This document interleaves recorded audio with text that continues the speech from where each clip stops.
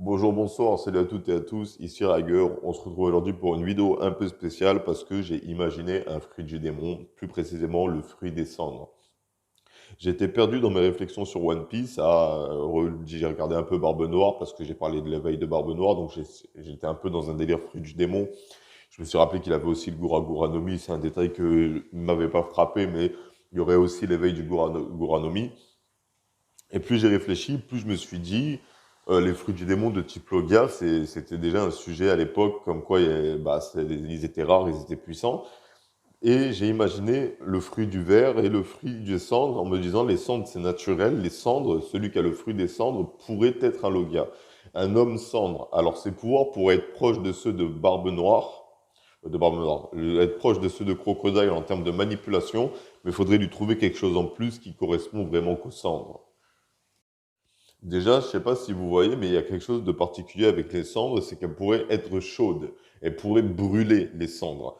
Dans le sens où, lorsqu'il y a une éruption volcanique, la première chose qui attaque les humains, c'est un nuage de cendres, et ce nuage de cendres peut brûler si on le respire et on en meurt. Et ben, les cendres du Logia des cendres pourraient être manipulées comme le sable, mais rajouter la chaleur des flammes, et ça en ferait un Logia très puissant.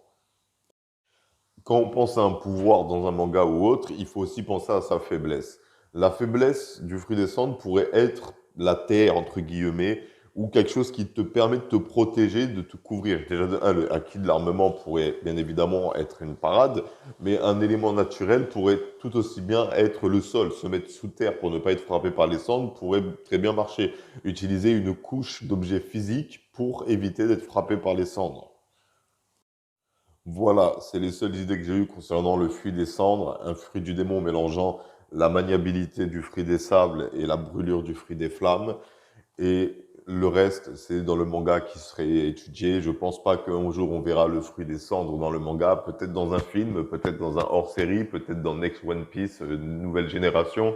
Mais pour le moment, Oda a déjà beaucoup de personnages qui ont déjà beaucoup de pouvoir. Et il est en train d'essayer justement de nous mener vers une bataille épique et rajouter le fruit des cendres en plein milieu de la bataille épique pour être compliqué, même s'il pourrait le faire vite fait, genre, moi, de manger le fruit des cendres.